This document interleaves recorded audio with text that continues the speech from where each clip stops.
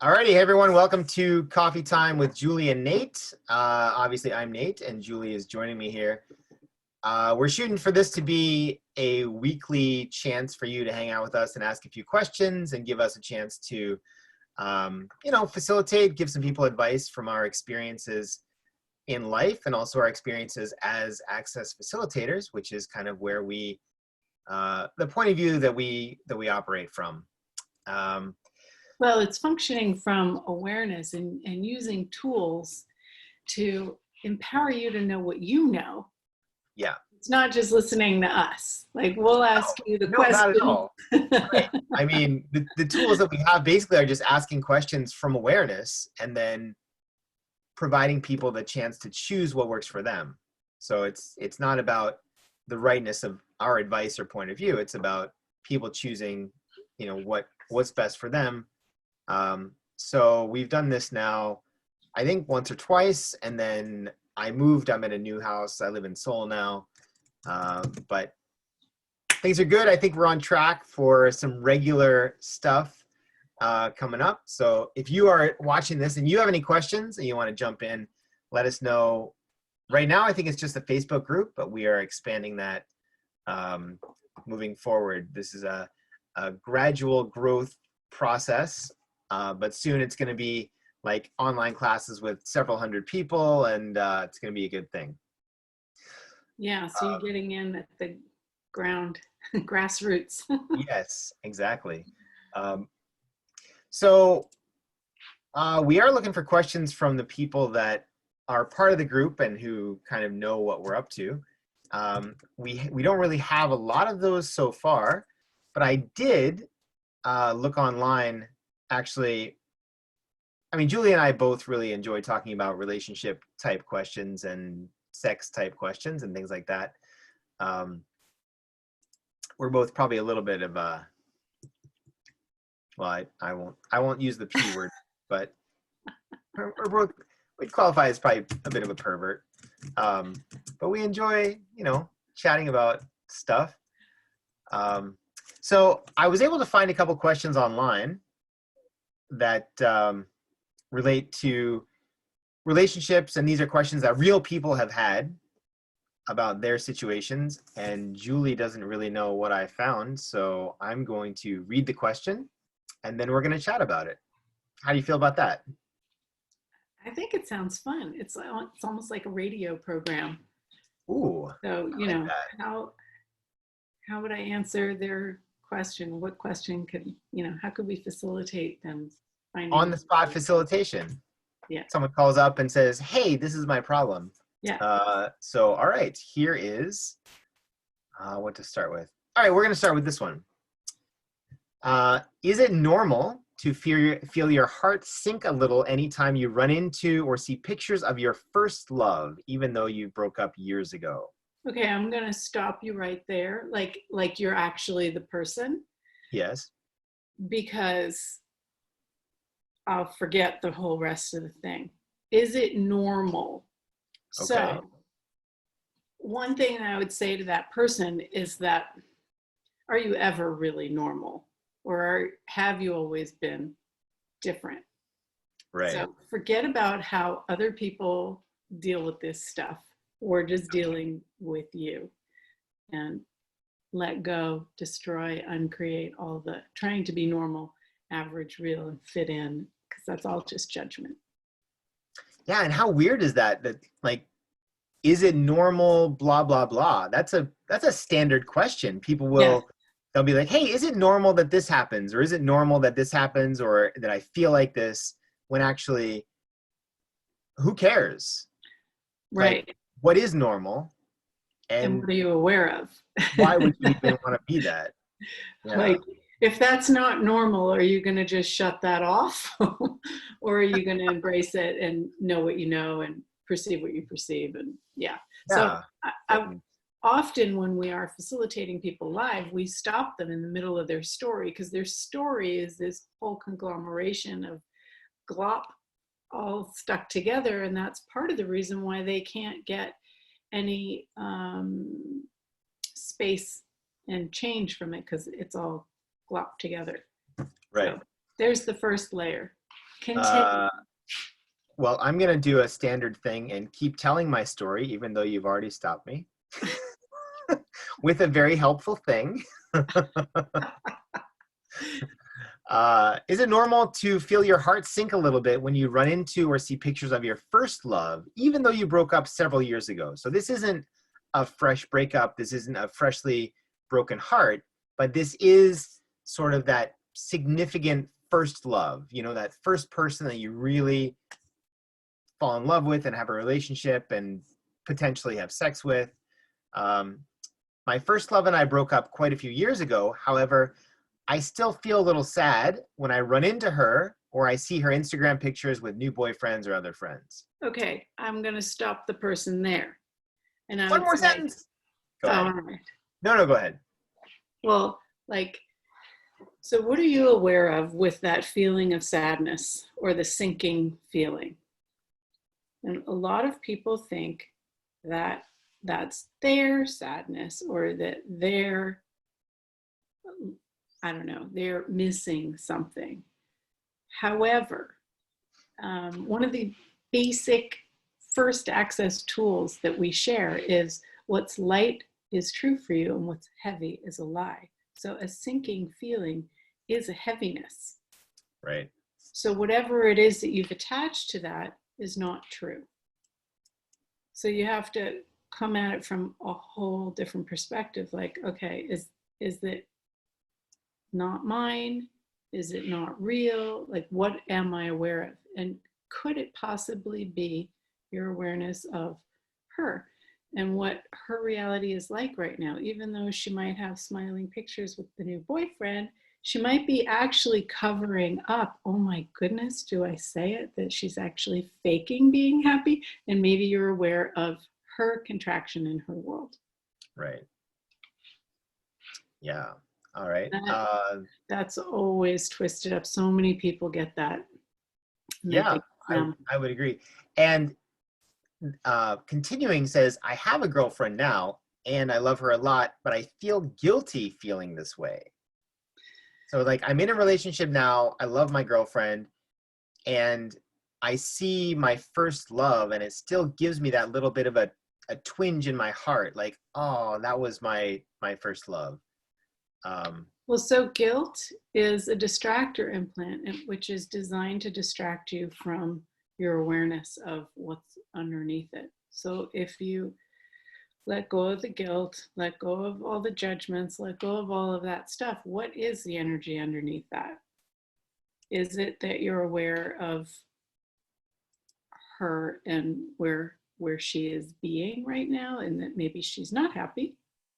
Okay. Or is it, you're thinking of the past and you're reminiscing and you're not actually being present with what is? It's hard to say because the person's not there. What do you get? Right. Yeah, I think I just think about my previous relationships and sort of how they ended, and then how I feel when I see those people. Actually, my my ex-girlfriend invited me to her wedding, which I thought was unusual. But yeah, I have no point of view about her whatsoever. Like, she's married and 2 kids, and I'm fantastically happy that I did not marry her. Yeah, so I think if you have that twinge, it's potentially, like you said, it belongs to them, or there even could be a little bit of comparison of where you are now and what you had then. And also, there's always that excitement of the first time. It's sort of, I'm not sure of a really good analogy, but you always might have you might hold a little something for them and don't feel guilty about it. And again, if you don't hold something, then don't feel guilty about that. It's not about, as you said, what's normal. It's about, the thing that I know, because I went through a breakup I don't know, 8 months ago or so, something like that. And when I felt those heavy things, I really use the tools, like, okay, this is heavy, so it's either not mine or not true, whatever I'm attaching to that heavy feeling. So you, whatever it is, it's until you get to the lightness, you're not actually being honest with yourself about what it is. Right. So like we can't necessarily facilitate this person who wrote the questioning because they're not here, but Right. whatever it is, until you get to the lightness. So if you do have a heaviness or a twang or something, you can just ask yourself, okay, what is this? What is this? What am I aware of? And you don't have to answer it. You just have to be in the question. What is this? Is this mine? And a lot of the time, I would say probably 95% of the time, it's not yours. It's not. Like, even though you think it is, even though you're like, wow, why do I keep thinking of them? It's because they're thinking of you. They're thinking of you and you perceive it. Right. And it's like, oh, and as soon as you acknowledge that, then it lightens up because it's not yours and you don't lock it in and you don't make it significant. You're like, oh, they're thinking of me. Okay, fine. I'll wish them more. Yeah. You know, because energetically it didn't work. We're choosing different. There's no need to have any heaviness. Right. All right. So you want the next question here? Yeah. We got time for another one? Sure. My friend with my friend with benefits, and we know what those are, right? So this is someone you're not in a relationship with, but you are enjoying, let's say, a physical relationship. And this is from a girl. Says, my friend with benefits got weird when I told him I know someone he knows. I told him over text that I met someone who knows him. Right away, he responded saying, who? And why are you bringing my name up with people? I didn't reply right away. He called me 5 times. Eventually, I answered, and he kept saying, who the fuck do you know, and why are you saying my name?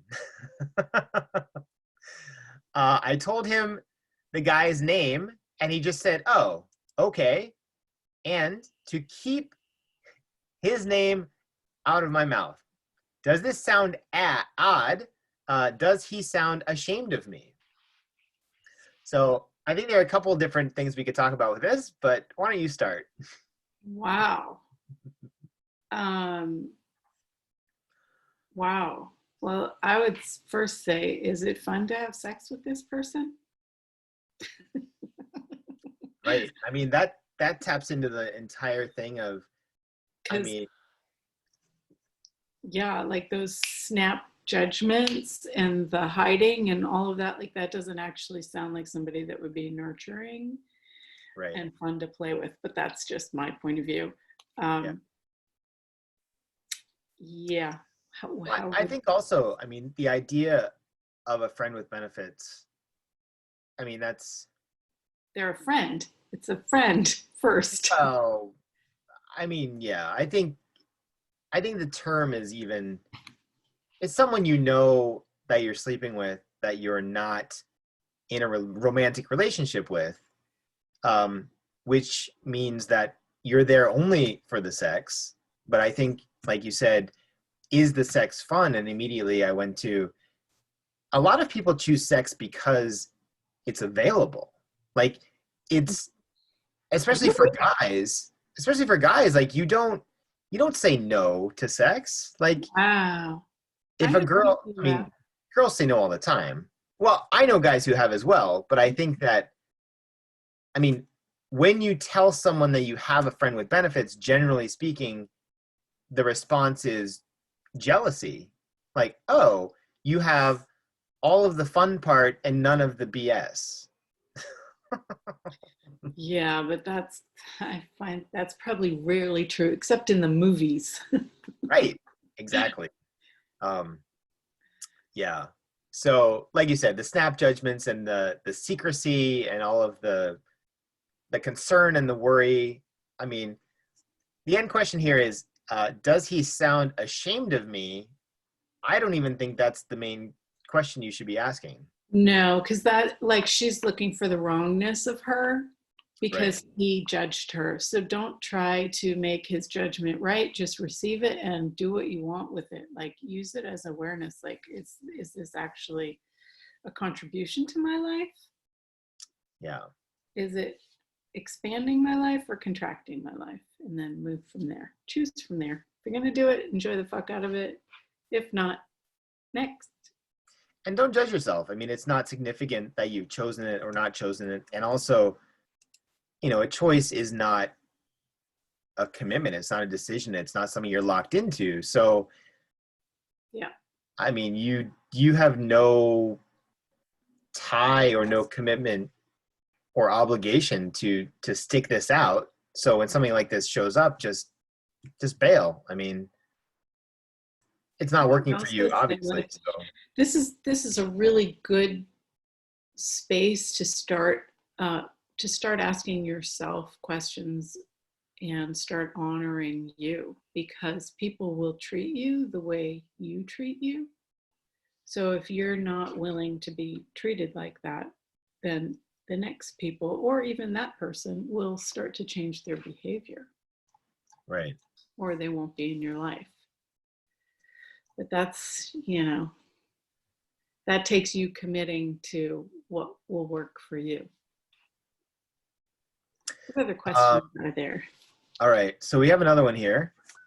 My girlfriend told me about some coworkers who potentially hooked up. One of them is in a relationship with a good friend of mine. Oh. I would really like to tell my friend about what I heard, because I've been in his shoes before and I felt like an idiot when I found everyone else knew except me. Mm. My girlfriend doesn't want me to tell him because of the he said, she said backlash from her coworkers. So telling my friend he's being cheated on would betray my girlfriend's trust because she told me what she heard in confidence. Mm. I'm struggling with what to do. Any ideas? Well, how much do you want to keep your relationship with your girlfriend? And can you ask your friend questions like, hey, how's your relationship going? Right. And be aware, but like not tell them, because it's actually,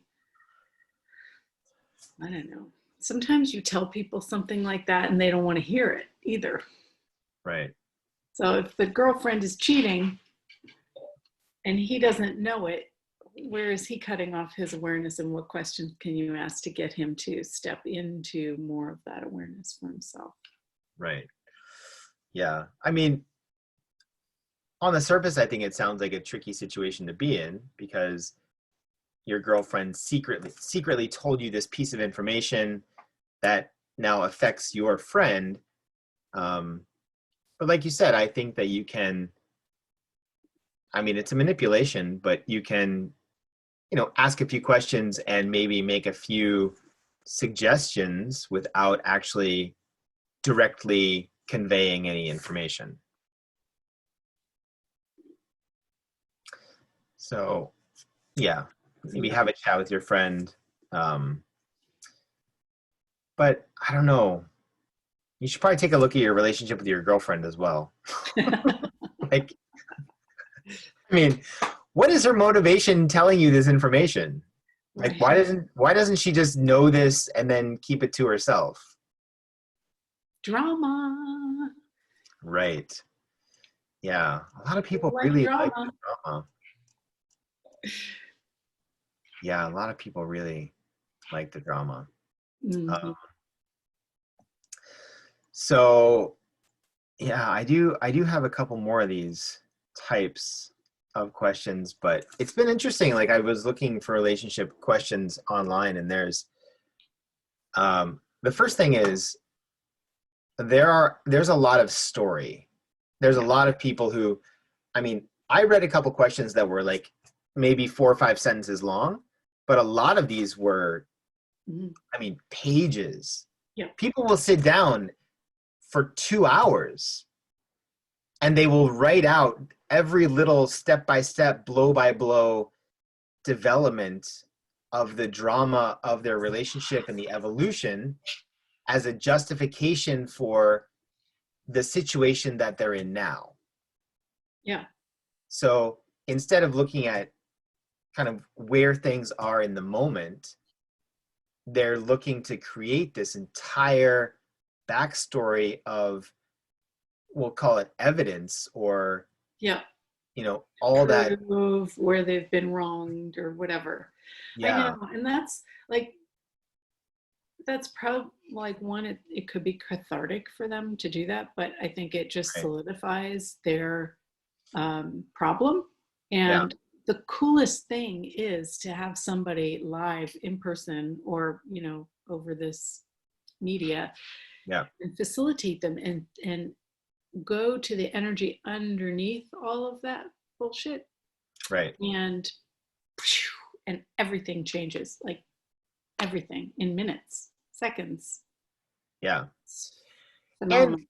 I mean, like you said, when you know someone's about to launch into the story, and then usually in the first sentence or two, they have already touched on that like hot, energetic Yeah. point. Yeah. And you're like, that's the thing right there. Shut up. Stop. Like, let's talk about this thing right here. Yeah. And then you can avoid that entirety of the story. And also, when people insist on the story anyway, you can simply point out that, hey, you must love your story. So That's a person who doesn't really want to change anything, and that's cool. But the people who do are the people that we would love to talk to and play with, because this stuff can change so quickly, so easily, and you don't have to go into all that drama stuff. And actually, it really falls away completely. And then you're like, you have choice again, and you have lightness, and you have you. So yeah. I'm looking forward to when we have like callers. Me too. Real I mean, live callers. I think This is I good. think we're laying a good foundation here. I think we've Yeah. got we're getting the tech sorted out. We've got some options for that. But yeah, I think definitely a lot of fun. And now, you know, I'm settled. I think I can get a pretty regular schedule going, so we can do this on a more regular basis, which will allow people to plan for it. Yeah, and there you go. So anyway, so that's gonna do it for. We got to get episode numbers on these going. This is 2. episode 2. There we go. That's gonna do it for episode 2. Coffee with Julie and Nate, where neither one of us drank coffee. So we're gonna need to. Do you? Oh, look at you. Nope. I got nothing. Please remind me next time. Okay. That's going to do it. Send us in your questions, get on the Facebook group, and we will talk to you again next week. Awesome. Bye. Bye.